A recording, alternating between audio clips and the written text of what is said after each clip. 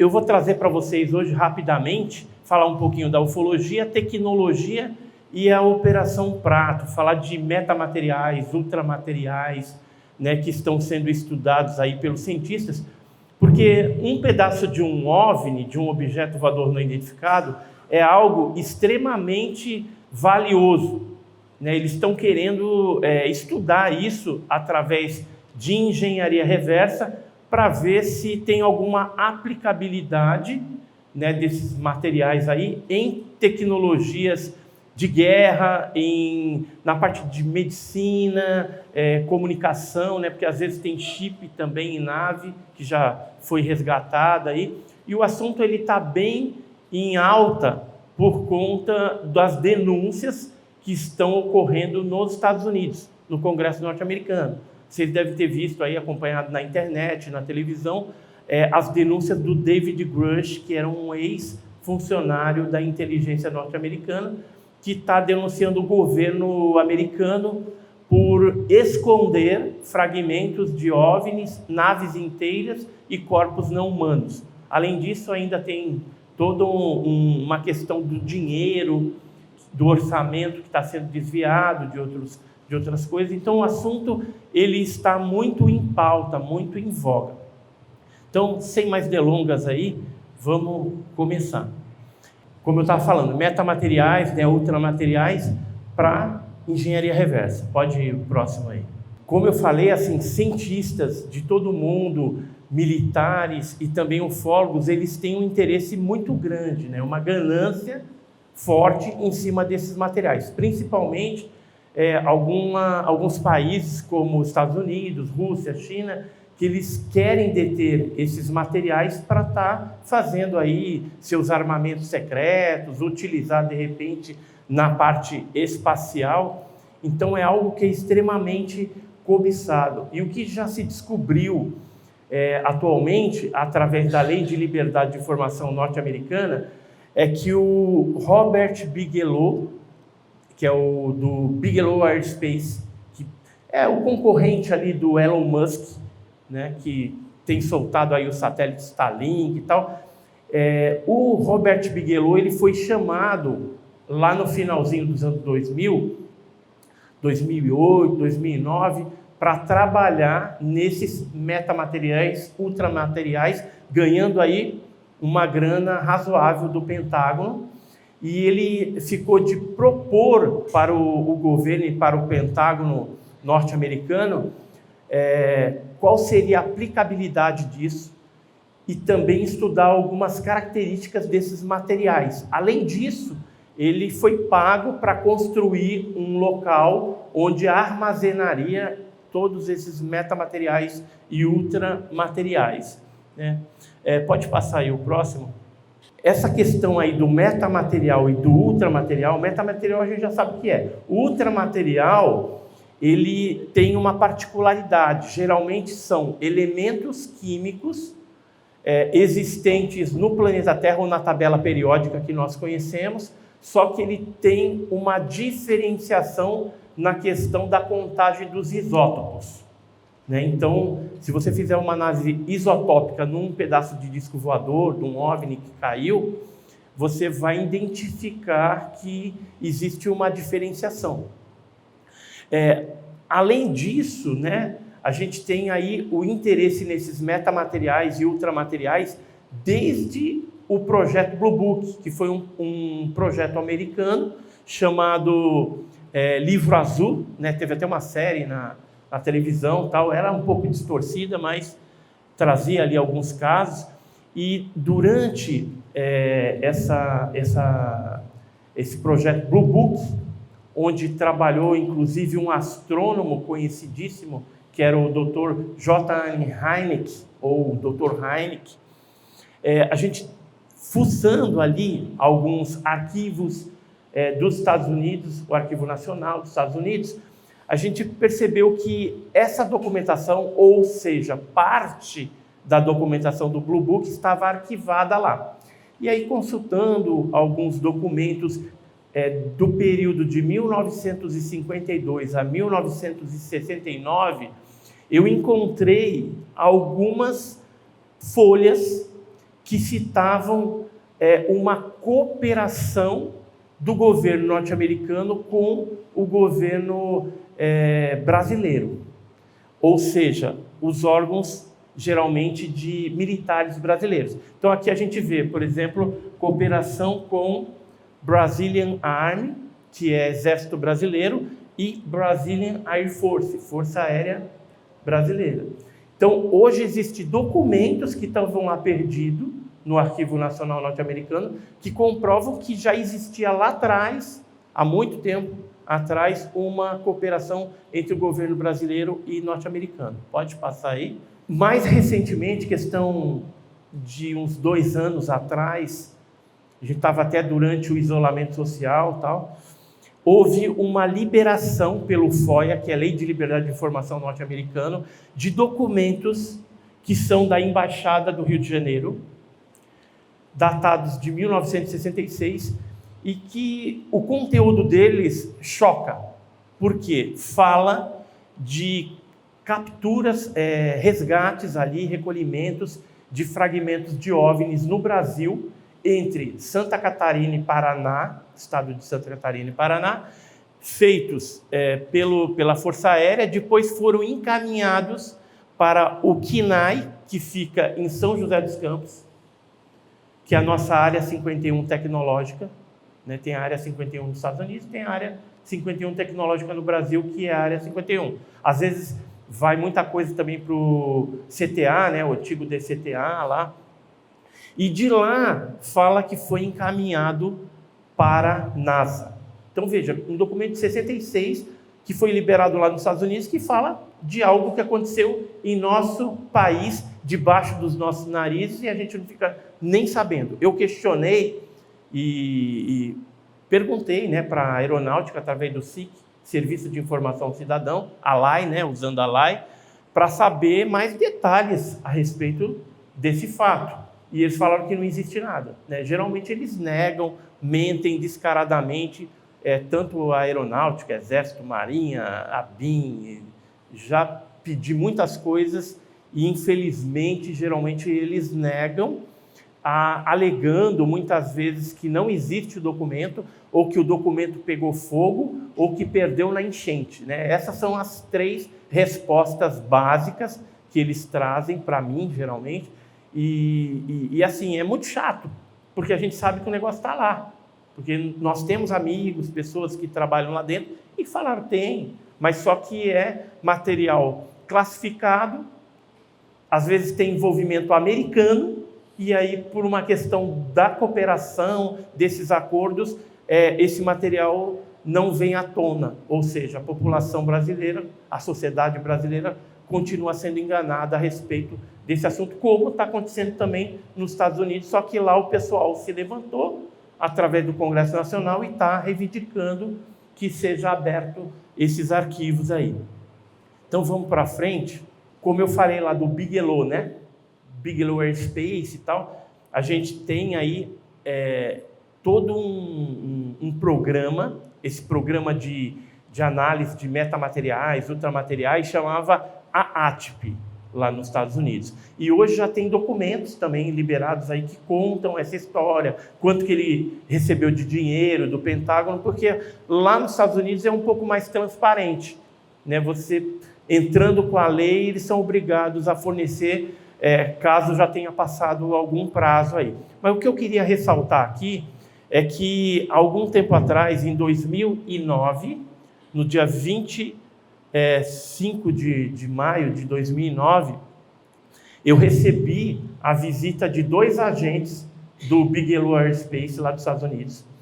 Eles entraram em contato com a gente previamente, ligaram, mandaram e-mail, e aí marcamos no Holiday Inn, que era um hotel lá em São Paulo, para se encontrar, que eles queriam conversar comigo.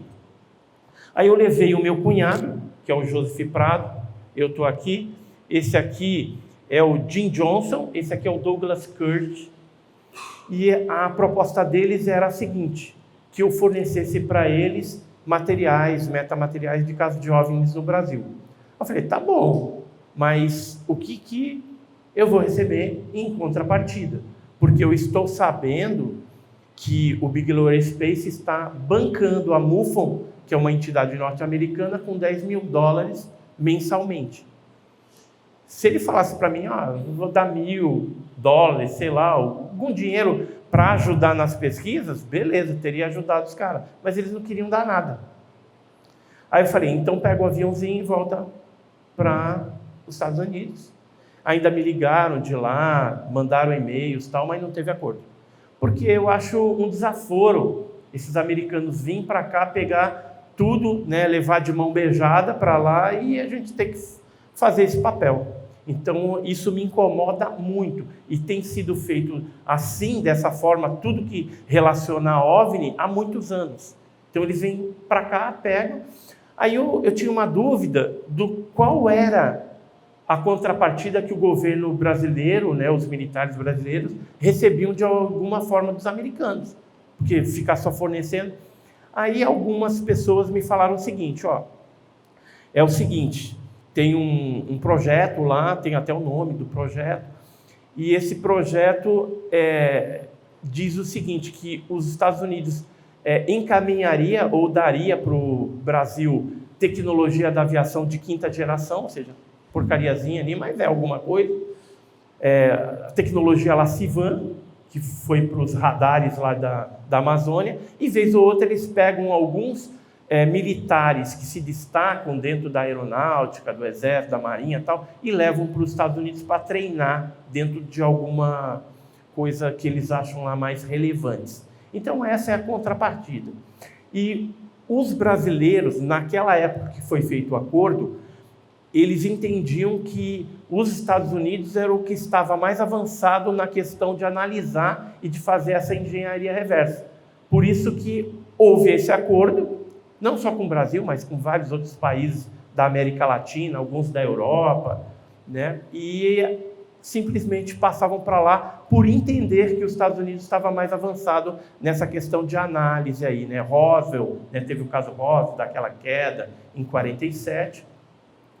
Então, foi feito dessa forma, mas eu não fiz acordo nenhum com esses caras do Bigelow Aerospace. Tá? Hoje a gente sabe que quem está na vibe de análise disso é o Elon Musk.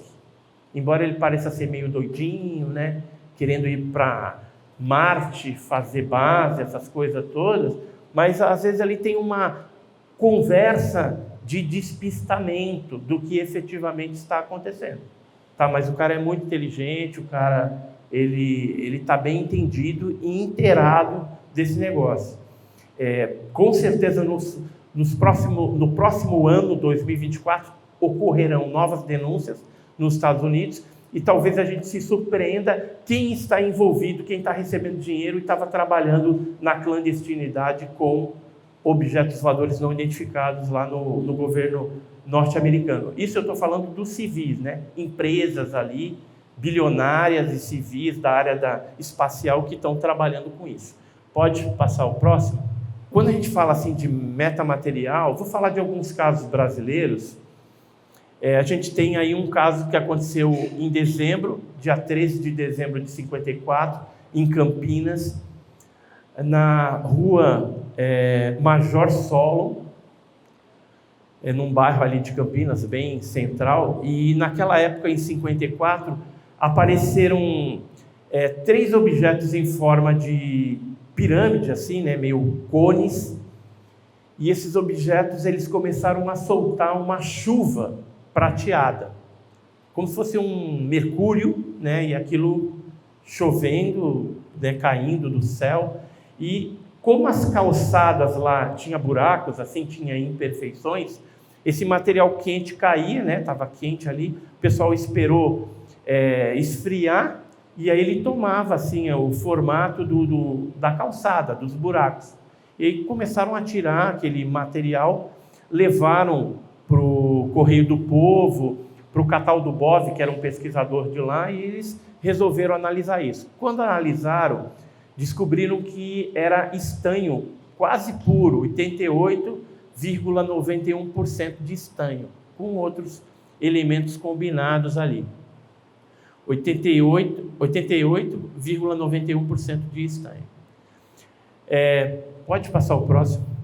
Não só teve o caso de Campinas, né? Esse fragmento, por exemplo, do estanho, ele foi levado para os Estados Unidos também, porque naquela época já tinha ali um contato dos ufólogos brasileiros com ufólogos americanos e também suíços. Eu fiquei sabendo de uma análise desse estanho que foi feita na Suíça, e lá em Campinas foi feita a análise nos laboratórios IONC, por um técnico chamado Visvaldo Maffei, né? Então, naquela época já foram feitas algumas análises, mas o caso mais importante do Brasil que aconteceu foi o caso da explosão do OVNI na Praia das Toninhas, em Ubatuba, no dia 7 de setembro de 1957, que a gente tem aqui o Dr.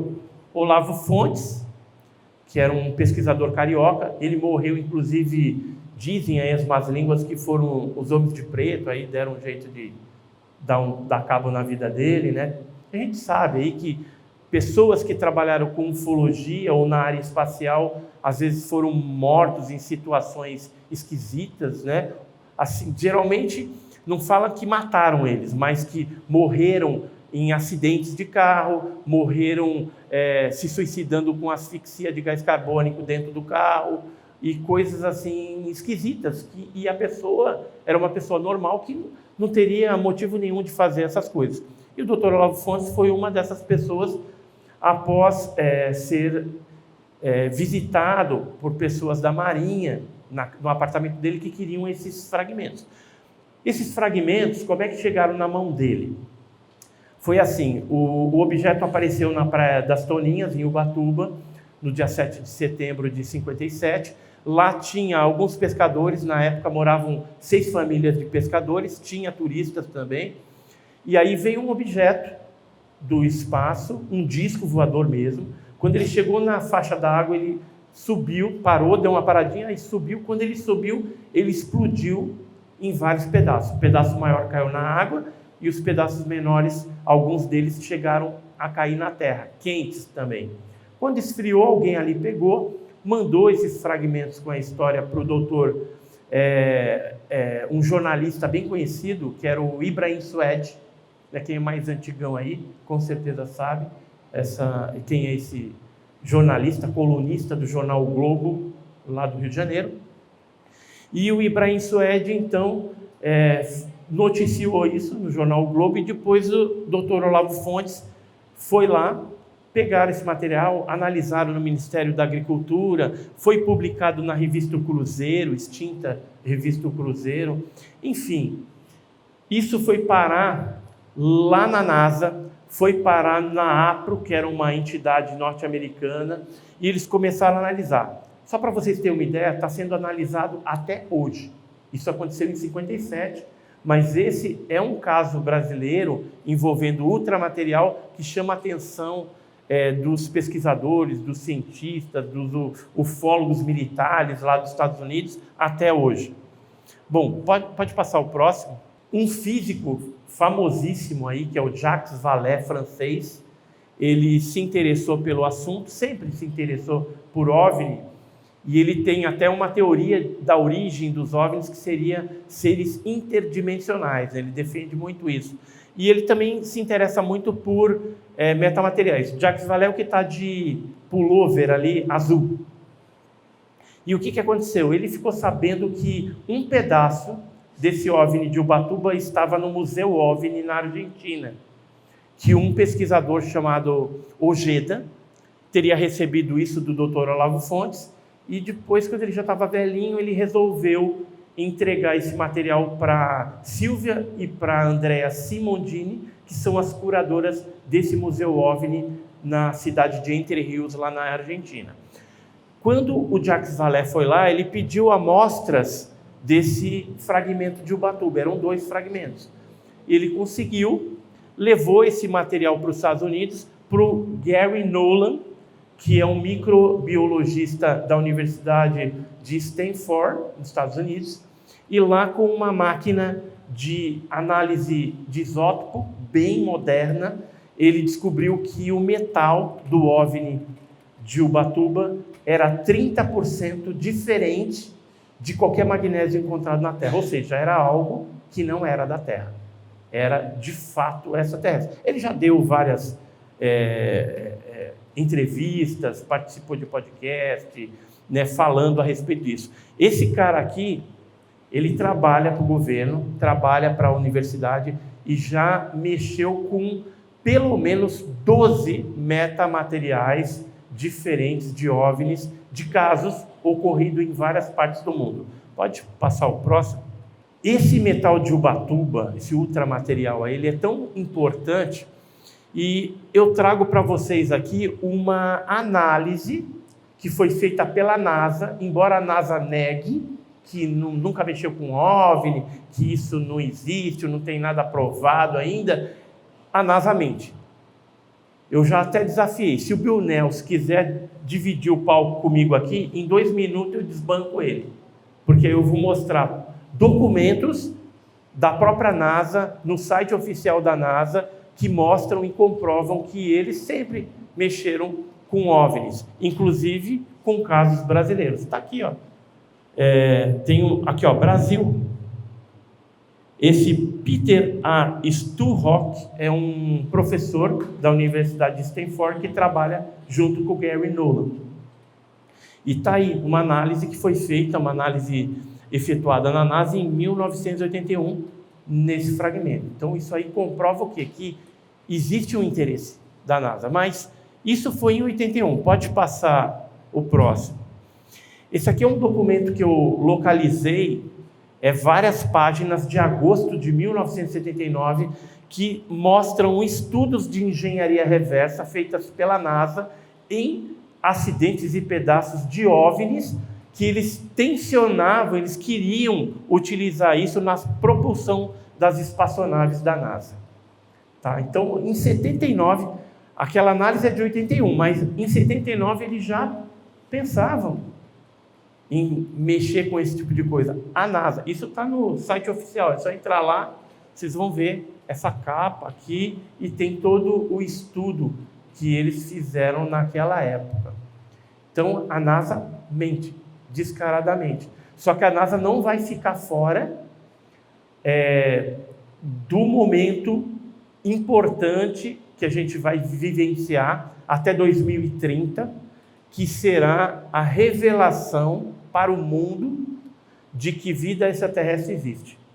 Porque uma notícia dessa, com tamanha importância, ela tem que vir de uma agência espacial e de relevância. Se os russos e os chineses pensarem em fazer isso antes, como a Guerra Fria ainda existe, né, os americanos rapidinho vão se articular e vão dar a notícia. Espera, eu não sou profeta, coisa nada disso, mas isso aí é bem provável que aconteça mesmo. Né? Então, veja que aqui é um outro documento que foi liberado pela NSA, está ali por trás, que fala sobre OVNIs também da década de 60 e é da NASA. Foi produzido pela NASA, não sei por que cargas d'água acabou sendo liberado. Geralmente eles tarjam de preto, porque tem certas coisas que eles dizem que é segurança nacional e não querem que a gente tenha acesso, né?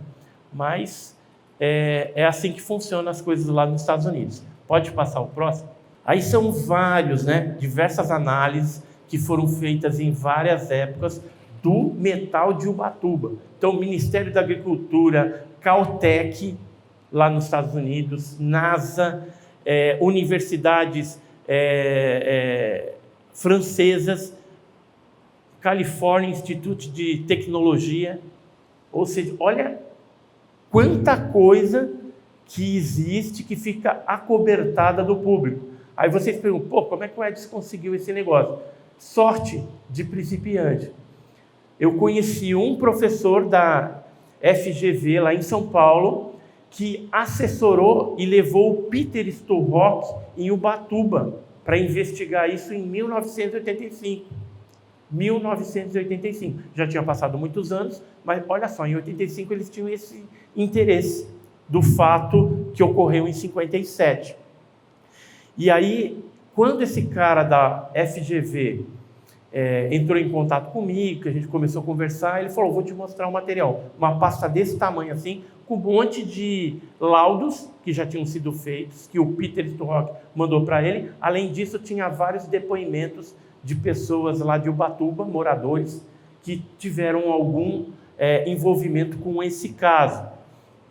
E o Peter, ele chegou a fazer um trabalho, tem um livrinho, que é um tratado científico, a respeito do caso de Ubatuba. Ele chegou a duas hipóteses, ou é de um OVNI, ou é um meteorito que caiu em 1933 ou 1934 em Ubatuba, né? Porque ele levantou lá que teve um meteorito que caiu e tal, embora o depoimento das testemunhas falavam de 57 e não de 1933 nem 34. Pode passar o próximo.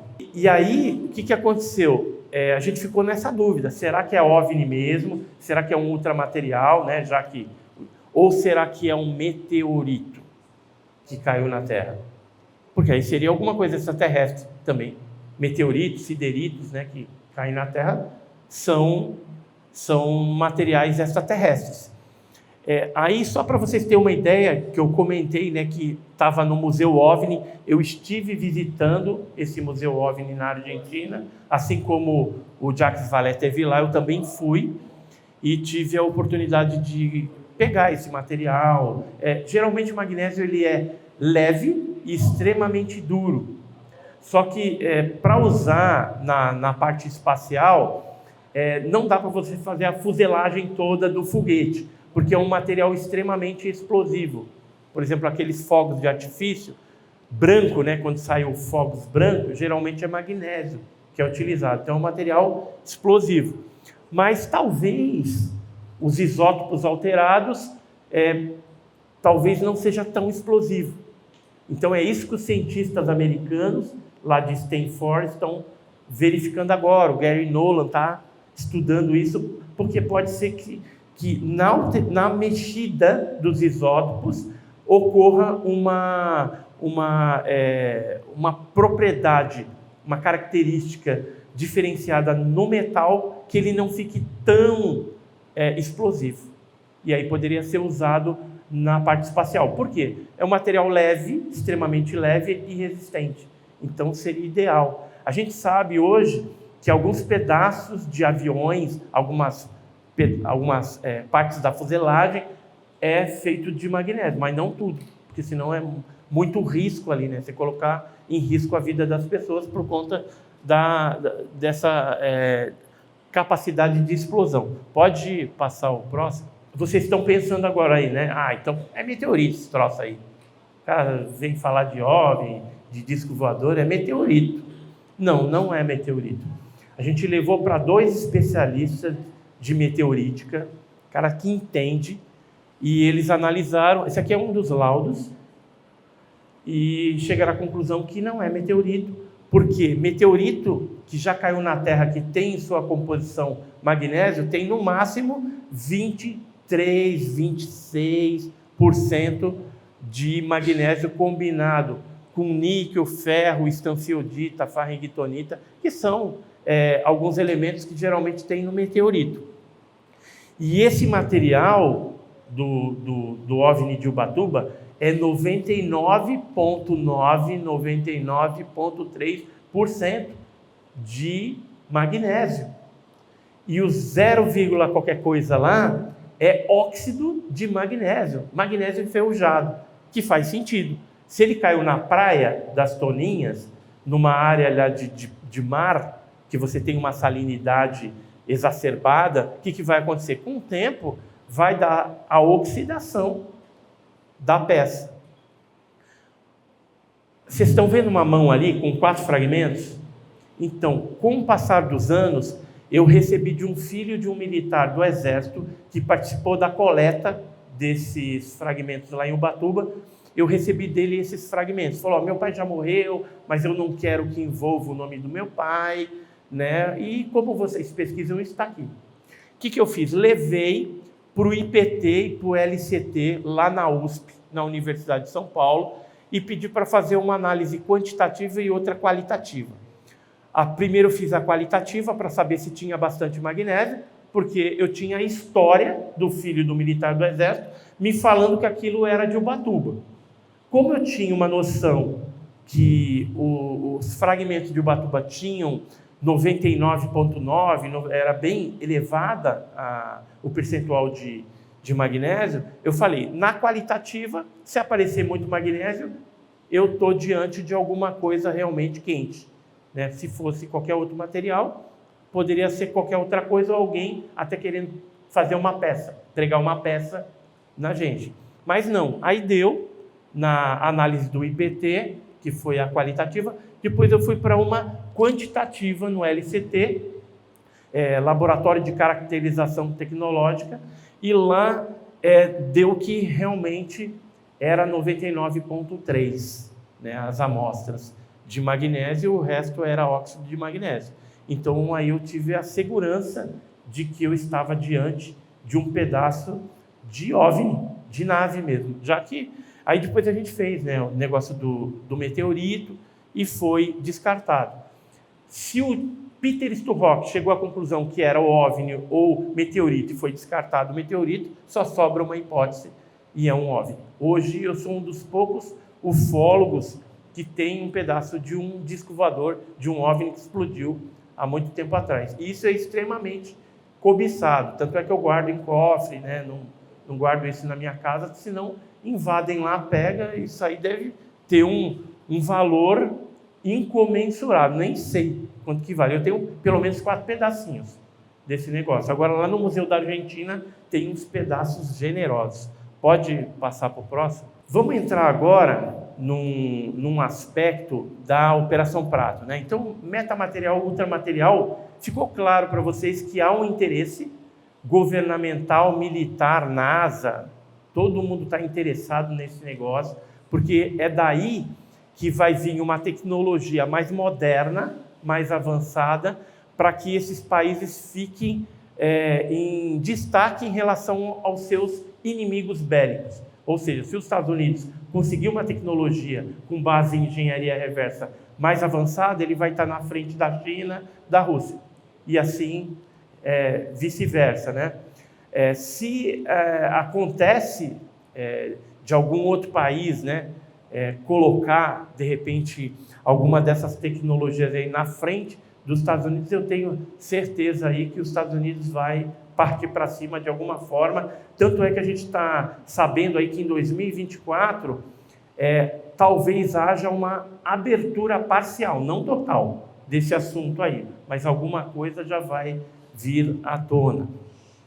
Com relação também à questão da engenharia reversa, o que a gente percebe, e comentando assim no meio acadêmico, científico, ufológico, que muitas das tecnologias que nós temos hoje, elas são provenientes da engenharia reversa dos OVNIs. Por exemplo, comunicação, né, o telefone, a telefonia celular, né, porque a gente avançou muito do telefone sem fio para o celular, assim, foi muito rápido esse negócio. Na parte de medicina também houve um grande avanço. E uma coisa que eu penso também que foi produto de engenharia reversa são os drones, que agora estão bem fortes, aí, inclusive em guerras, né, são utilizados, tem os drones militares, e o drone nada mais é do que uma sonda ufológica, um objeto menor que deve ter sido capturado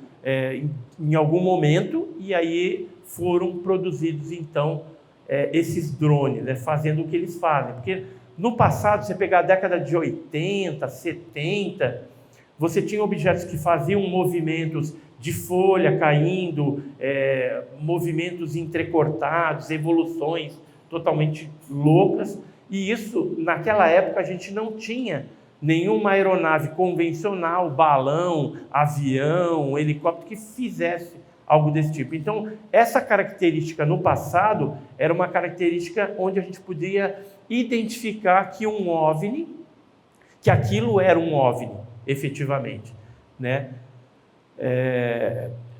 Mas, hoje, é complicado, porque a gente tem drone, tem um monte de coisa aí, tem satélite Starlink, tem muita coisa que acaba confundindo. Mas nós acreditamos que essas tecnologias novas aí que a gente está vendo vieram através dessa engenharia reversa. Com certeza, a parte espacial também, alguma coisa houve ali de evolução, mas não foi tão assim generoso, porque a gente percebe que a propulsão das naves, né, dos foguetes, ainda continua o mesmo. Parece que ali houve uma parada, né? Não teve uma evolução tão forte como em outras áreas, né? Aí a gente fica pensando, pô, mas não é material de OVNI, não é nave que eles usam para viagem espacial e tudo mais? Mas talvez os engenheiros físicos, químicos lá, não conseguiram reproduzir isso através da engenharia reversa. E aí, por exemplo, algum chip, alguma coisa que encontraram dentro das naves, porque tem casos assim também, aí já foi canalizado para outras áreas, computador, né, telefonia celular, e aí vai. Tá? Então, eu não tenho como provar isso, mas um dia, lá na frente, quando assumirem que vida extraterrestre existe, eu tenho certeza que tudo isso vai vir à tona.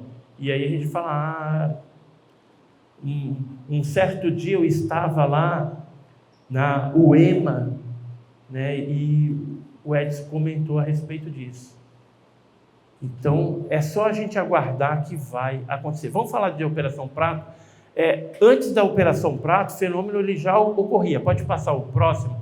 Vou colocar só um aqui, para vocês terem uma ideia que os militares brasileiros eles sempre se preocuparam, tiveram interesse a respeito desses fatos. Esse aí é um caso que aconteceu no Amazonas, região norte aqui também, em 74, e foi visto por um fuzileiro naval no barco, lá uma nave em forma de raia, que é bem parecido com o que acontecia na Operação Prato, e viu um ser também. Nós recebemos, né, de um informante essa informação, pode passar o próximo, foi lá da Marinha. Isso aqui é um documento daquela época, de 74, que traz o ser, né? Tinha uma bola luminosa na mão e o objeto era branco em formato de raia, tinha uma espécie de rabo, né? E em 1977 a gente teve muito caso desse tipo, só que esse foi no Rio da Amazônia, em 74. O ser, ele portava uma roupa cinza colante no corpo, um capacete na cabeça. Tem muitos casos na ufologia que falam de capacete. Tem um que aconteceu, inclusive, na Chapada das Mesas. Daqui a pouco eu vou mostrar o desenho que a pessoa viu e desenhou em 77. E tinha capacete também. E aquilo que eu falei, tinha uma bola luminosa na mão também, na tonalidade amarela. Pode passar o próximo? Aí uma visão mais ampliada para a gente ter essa ideia aí, foi bem na proa, né, na parte... Proa é a frente, né, do barco? É proa, na proa do barco. Pode passar. Agora, o que foi a Operação Prato, né? A Operação Prato, ela durou 3 meses, de setembro a dezembro de 77. Mas o que ela estudou? Primeiro, o Comando Aéreo do Pará, que é a Força Aérea Brasileira, ela investigou vários casos e tinha lá o Irangê Holanda, que era o capitão Irangê Holanda, foi destacado junto com mais 24 militares. Ele tinha eram 5 equipes de 5 pessoas que faziam as pesquisas, entrevistavam as pessoas, investigavam os locais onde pousou o OVNI e iam para regiões, por exemplo, Colares, Baía do Sol, para tentar fotografar esse fenômeno luminoso e também registrar em vídeos, que seriam filmes Super 8, 8mm e 16mm, alguns preto e branco e outros coloridos. Pelo que eu sei, hoje tem 15 horas de filmagens produzidas pelos militares brasileiros e americanos que estão nos Estados Unidos. Os filmes que estão no Brasil, infelizmente, eles estão bloqueando o acesso. Pode passar. Então, a Operação Prato ela foi apenas de setembro a dezembro. Mas o fenômeno chupa-chupa, ou fenômeno chupa, ou luz vampira, aparelho, né, como o pessoal denomina aqui, ele aconteceu a partir de abril de 77, na Ilha dos Caranguejos, e foi até 1984. Ele passou por o estado do Maranhão, depois foi para o Pará e depois foi para estado do Amazonas. Teve alguns focos no Piauí, Tocantins não, Amapá. E essa operação, então, ela foi chefiada pelo Irangê, e eles fizeram centenas de registros desses objetos e entrevistaram muitas pessoas. Foram milhares de páginas geradas, porque as pessoas estavam sendo atacadas por essas luzes e estava sendo extraído do corpo dessas pessoas amostras de sangue, né, tanto no peito como no braço, no pescoço, dependendo aonde era atingida aquela pessoa pelas luzes, ocorria uma extração de material genético, de DNA, de sangue, de algum tipo de plasma ali. Pode passar o próximo? Aí, então, o primeiro caso que aconteceu no Maranhão, na Ilha dos Caranguejos, começou em abril de 77. Essa aqui é uma das vítimas que, na época, eu tive com ela lá em São Luís do Maranhão. Ele já estava, inclusive, entrando com um processo de aposentadoria naquela época. Isso aí foi em 2002. Ali é um barco, que é o barco Maria Rosa, onde esses pescadores foram pegar madeira lá na Ilha dos Caranguejos, e de repente aconteceu, dizem, né, que viram uma luz lá, mas aí todo mundo apagou, e alguns ficaram queimados, um morreu, e só um que ficou são, que foi o cara que teve que trazer aquela embarcação de forma dificultosa até São Luís, até o porto ali, né?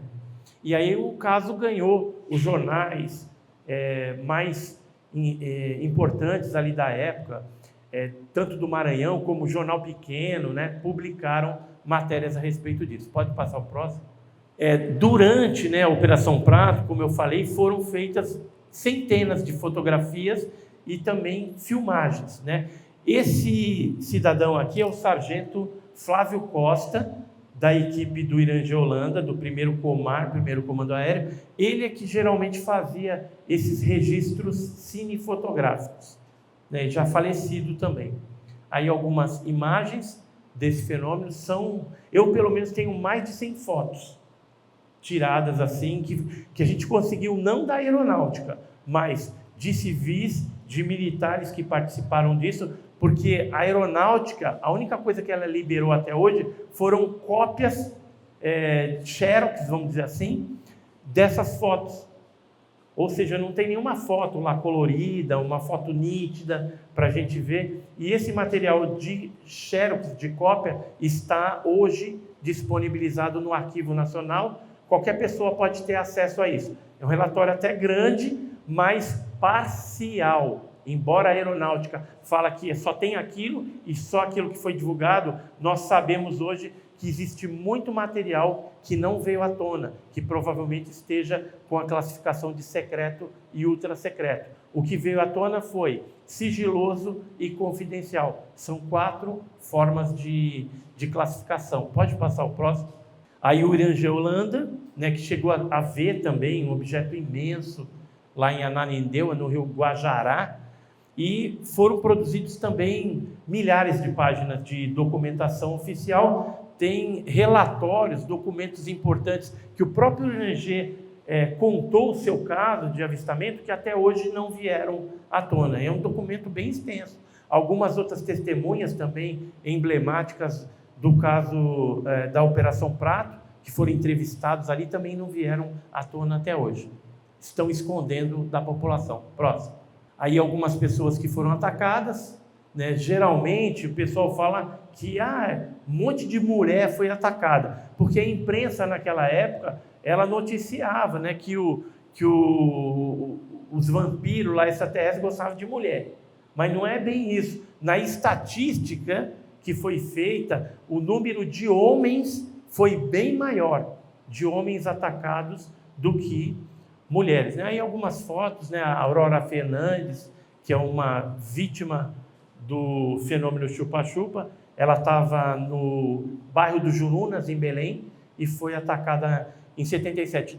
Nessa época que ela foi atacada, mais 2 meninas também, novas ali, foram atacadas por essas luzes. Pode passar o próximo. Aí, durante a época da Operação Prato, ocorreram vários pousos. Isso aí é um caso pesquisado pela aeronáutica, que aconteceu na fazenda Jeju, ficou uns buracos, umas marcas da onde pousou esses OVNIs, queimou a vegetação, houve alteração ali no solo. Isso faz parte de documentação que hoje está liberada no Arquivo Nacional, qualquer pessoa pode acessar esse material lá. Pode passar.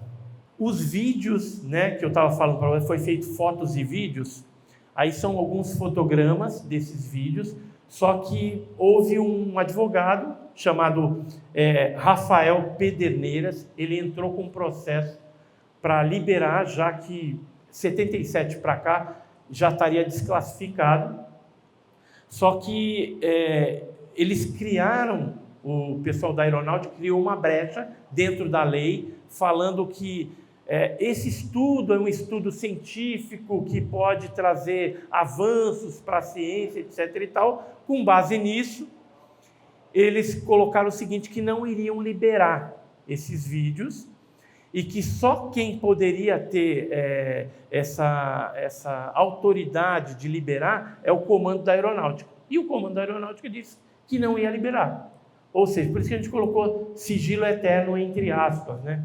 Porque depende da boa vontade deles para a gente ver esses filmes aí. Pode passar. Estivemos também em abril de 2023 na região de Colares, lá, que hoje o futurismo lá está bem forte, e tivemos a oportunidade de entrevistar a Aurora Fernandes, aquela que tinha as marquinhas ali, né? A Aurora Fernandes, que foi atacada no bairro de Jurunas, lá em Belém. E o interessante, né, eu tenho esse vídeo no meu canal, no Enigmas e Mistérios, né? Depois quem quiser ver a entrevista completa, dá uma entradinha lá. E ela contou para a gente, eu perguntei se depois de 77, quando ela foi atacada, se ela tinha tido algum outro avistamento. Ela me falou que não. Aí depois eu joguei uma outra pergunta, falei assim, por acaso você já teve no seu quarto alguma coisa tipo paralisia de sono e viu alguma criatura, alguma coisa? Ela falou, isso é direto. Eu vejo uns seres baixinho, cabeçudo, né? Então, na simplicidade dela, eu tive a plena convicção que as pessoas que foram atacadas em 77 nunca deixaram de ter uma interação com esse fenômeno. Só que mudou. Hoje é uma espécie de visita de dormitório que esses seres continuam fazendo. Eu tinha uma desconfiança de que em alguns casos ocorreu até abdução, a pessoa foi levada. E ontem eu fui para Coroatá, eu fiquei sabendo de um caso com o senhor Nilo Braga, já faleceu o ano passado, mas a cunhada dele estava viva lá e viu a nave também, e viu o desespero dele. E o Nilo Braga, ele saiu na porta de casa, e aí de repente uma nave veio, começou a jogar uma luz nele, ele foi perdendo o peso dele, assim, tipo, como se estivesse ficando flutuando, e ele tentou se agarrar no beiral da casa, tudo foi arrastado por uns 100 metros. Naquele desespero, machucou as mãos, os dedos, né? E gritando por socorro com a voz um pouco embargada, mas aí a sua cunhada, a mulher falecida também, saíram e viram ainda o objeto e ele lutando contra aquela luz para não ser levado. Até que, quando chegou próximo de uma carroceria de madeira, ele se atrelou a ela, se agarrou, e aí o objeto acabou desistindo de levar ele e foi em direção ao rio Itapicuru e de lá em direção ao Jordão, lá em Coroatá. Então, um caso que aconteceu em maio de 1977.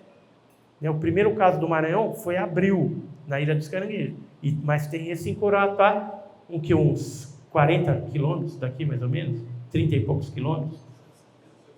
60? Nossa, pensei que era menos. porque foi rápido, né? E lá a gente ainda entrevistou outras pessoas também que viram o fenômeno posteriormente, né? Mas vamos lá para frente. Essa é a Aurora. Ela disse que essa foto tirada na Operação Prato, ela caracteriza aquilo que ela viu. Ela foi atacada por um objeto com essas configurações. Embora essa foto ela foi feita em outra região do Pará, tempos depois, né? Não na época que ela viu. Então, demonstra também que o fenômeno estava bem atuante ali na região. Em abril, quando a gente esteve fazendo essa pesquisa, Colares, Castanhal, Baía do Sol, Mosqueiro, enfim, vários lugares, Belém, a gente fez uma revista especial sobre a Operação Prato. Lá a gente trouxe algumas matérias exclusivas também de pessoas que nunca tinham falado, né, sobre esses ataques. Procurando por aí, tanto no Maranhão como no Pará, vai achar muita coisa daquela época. As pessoas, né, que ainda estão vivas e que vivenciaram algum tipo de experiência com esses objetos voadores não identificados. Na última expedição, inclusive, a gente voltou a Colares, fizemos uma vigília na Praia do Machadinho e foi visto por alguns integrantes um objeto lá. Isso em 2023, em setembro. Então o fenômeno continua aí pela região. Próximo. A Operação Prato, ela teve um envolvimento americano. Esse Harry Reid, já falecido, senador norte-americano, ele pediu a liberação dessa documentação que está de posse dos americanos. O Robert Bigelow, lá, na ATP, trabalhou com Hal Puthoff, que é um físico. E esse físico, ele contou num podcast, algum tempo atrás, que ele teve acesso a 15 horas de vídeos da Operação Prato, centenas de fotos e milhares de páginas de documentação gerada naquela época. Isso aqui é um documento de 82, que não está no Arquivo Nacional, que eu consegui com um agente do Maranhão, que naquela época trabalhou lá, e que conta casos que ocorreram já na região do Amazonas, Manacapuru. Tem uma parte aqui, ó, que ele fala de um agente norte-americano, John, entre parênteses, que deve ser o codinome dele.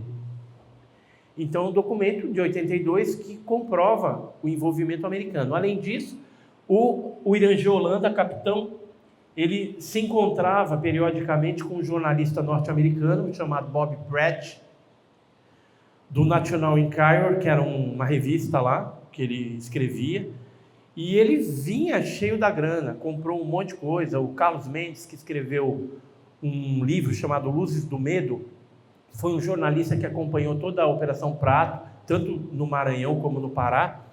Ele disse que esse Bob Pratt foi lá e deu muito dinheiro para o editor do jornal Estado do Pará e comprou essas fotos.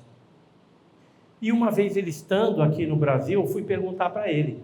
Ele simplesmente, o Bob Pratt, se desvencilhou, falou, não comprei nada, eu ganhei umas fotos. Foi bem quiabo mesmo, né? Escorregou. E hoje alguns ufólogos aí norte-americanos dizem que ele provavelmente era um agente da CIA que estava no Brasil. E isso faz bastante sentido. Os americanos não vão mandar para cá um monte de militar fardado, né?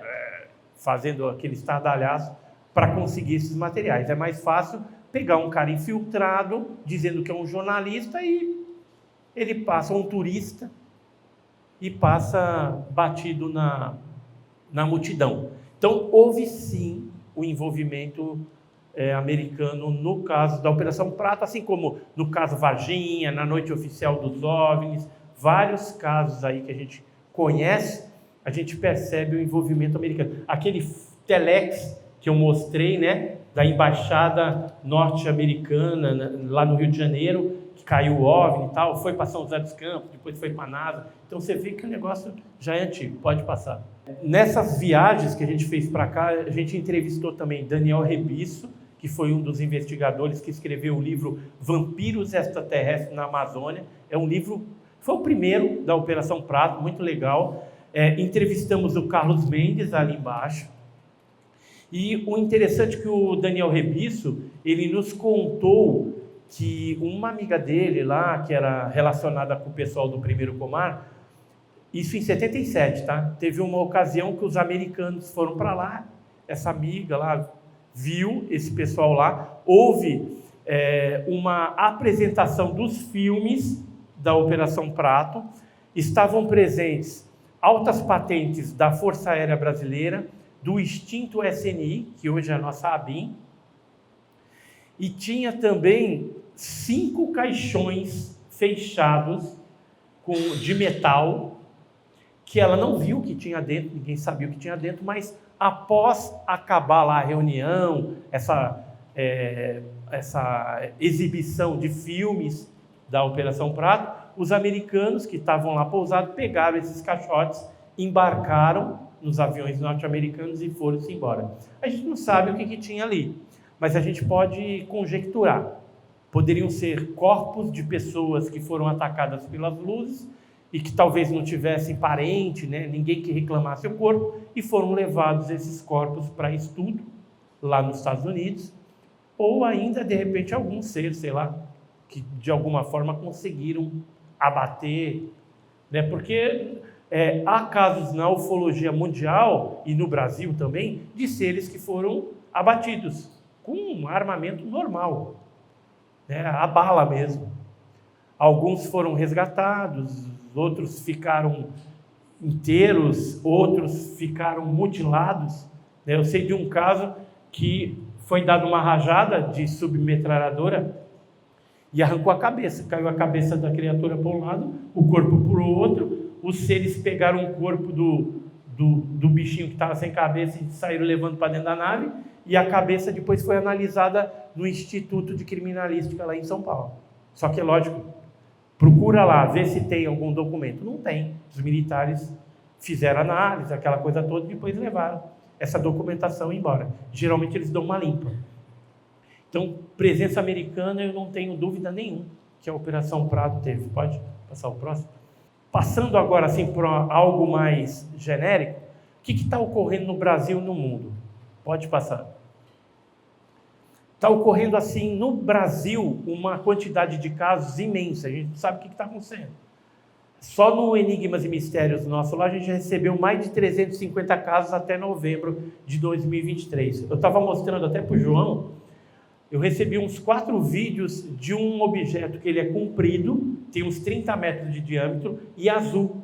Às vezes é translúcido, às vezes dá para ver alguma janelinha, um negócio comprido, parece um charuto. E aí tem filmagem no litoral de São Paulo, tem filmagem em Varginha, tem filmagem em São Paulo, Osasco, num monte de lugar. Então, isso aconteceu de novembro para cá. Então, aconteceram muitos casos e a gente tem recebido muitos vídeos, muitos depoimentos. Isso no Brasil. No exterior, pode passar o outro.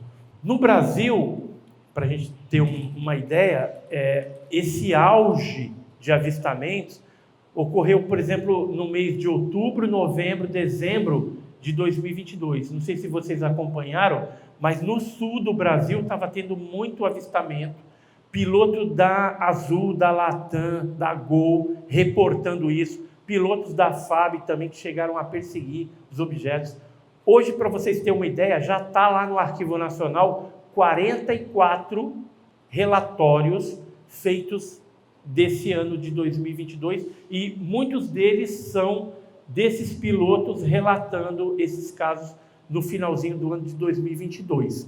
2023, pode passar, 2023 continuou o fenômeno, e Peruíbe, por exemplo, em novembro, a gente teve avistamento dessas luzes, né, que às vezes são objetos alaranjados, a gente não sabe se são vários objetos ou é um objeto com várias luzes. E tem o charuto aqui, o charuto, eu coloquei uma foto para a gente ter essa ideia. Isso aqui foi um desenho que foi feito lá no Guarujá, no bairro do Morrinhos, Guarujá no litoral de São Paulo, e a pessoa não conseguiu filmar, tamanho medo que ela ficou. Ela foi levar o lixo para fora e se depara com um objeto de 30 metros em cima da casa dela a uma altura de 3 metros. Imagina, sem barulho nenhum, aquele troço passando. Aí ele pensou, morri, né? Aí foi olhando, né, vendo aquele negócio já se afastando, e foi para dentro de casa porque ele tinha um filhinho, ele me contou, tem um filho pequeno, recém-nascido, e a mulher estava para dentro de casa, então ele, naquela ideia de preservar a vida dele e dos familiares dele. Então tem aparecido muito desses charutos atualmente, não sei o que é isso. Estou procurando, se vocês souberem que o Elon Musk soltou alguma coisa aí diferente, me fala, porque eu estou procurando e ainda não achei uma explicação para esse negócio. Pode passar o próximo. No mundo também a gente tem tido uma aparição assim maciça desses objetos, tanto de dia como de noite, em várias partes aí tem sido noticiado. Pode passar. Então a gente percebe que esse aumento de casuística, de fenômenos, ele não está assim, concentrado somente no Brasil, mas também em outras partes do mundo está ocorrendo a mesma coisa. E curiosamente, isso aconteceu no isolamento social. De lá para cá, o negócio deu um boom. Então, alguma coisa tem que estar para acontecer, porque eu nunca vi uma onda tão grande de avistamentos, porque a gente já pesquisa aí já há 42 anos esse fenômeno. Se olhando para trás, as outras ondas que já ocorreram, onda de maio de 86, a onda de 96, né, várias ondas, onda de 1954, não foi tão grande que nem o que está ocorrendo agora. E como eu falei no começo da apresentação, essas denúncias do Congresso americano, isso aqui é o David Grush, e tem 2 pilotos da Marinha norte-americana, eles juraram sobre a Bíblia falar a verdade, somente a verdade. Lá nos Estados Unidos eles levam a sério esse tipo de coisa. E não é só porque estão, né, jurando ali sobre a Bíblia, não é isso. Não é questão de religiosidade. É um rito que eles fazem, mas se eles forem pegos em mentira posteriormente, eles vão ter que pagar de 5 a 10 mil dólares. Aliás, eles vão ter que pegar de 5 a 10 anos de cadeia e pagar alguns milhares de dólares por conta da mentira, caso ele estivesse falando mentira.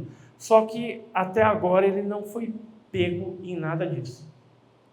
E os deputados lá norte-americanos estão assim muito interessados em saber o que está acontecendo, porque além dele denunciar que tinha fragmento, nave inteira, corpos não humanos, ele falou que algumas pessoas que trabalharam com engenharia reversa morreram mexendo naquilo, não sabe o que é. E outras pessoas que bisbilhotaram aonde não devia, né, também foram silenciadas, morreram. Além disso, a grana de imposto do cidadão americano está sendo desviada para produzir resultados nessas pesquisas e sem o conhecimento do cidadão norte-americano. E lá eles prezam muito pelo negócio de transparência. Tem que saber aonde que está indo isso. O que está prometido para 2024 é novas denúncias.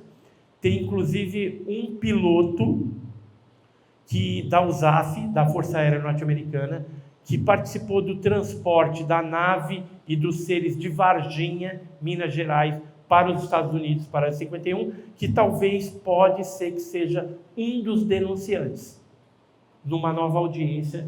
Se isso acontecer, vai ser a glória, né? Porque a gente vai ter a confirmação do que aconteceu em solo mineiro, no sul de Minas Gerais, por americanos, né? Então vai ser um negócio muito legal. Pode passar.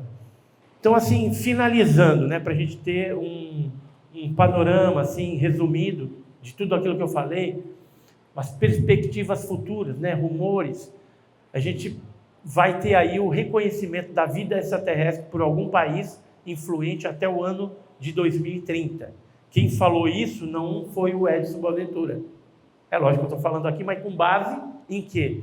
Ellen Stofan, que é uma chefe cientista da NASA, ela falou recentemente isso, que a NASA reconheceria vida extraterrestre até 2030. E não é da gente supor, né, que isso realmente aconteça, porque o Bill Nelson, que é o diretor da NASA, só nesse ano de 2023 ele veio 2 vezes em audiência pública falar de UAP, né, que agora eles não falam mais OVNI, UFO, agora a vibe lá é a terminologia UAP, que significa, em português, FANI, fenômeno anômalo não identificado, e que tem uma explicação mais abrangente. Não é só o OVNI, pode ser um fenômeno astronômico desconhecido, pode ser um fenômeno meteorológico desconhecido, pode ser um armamento, um drone secreto de outro país, né? Então, embora, né, exista nesse reconhecimento, o acobertamento ele vai continuar parcial. Por quê? Porque se liberar tudo, não é fantasma em cima, vocês que não estão acostumados, é pomba, tá? Tem, aqui no forro tem umas pombas que ficam andando, aí eles vão dar um jeito de isolar e não fica com medo não, nem é ET andando em cima do telhado, tá bom? Então, o acobertamento ele deve continuar parcial, porque é uma questão de segurança nacional, engenharia reversa, né, a cobiça, a ganância em cima dessas tecnologias.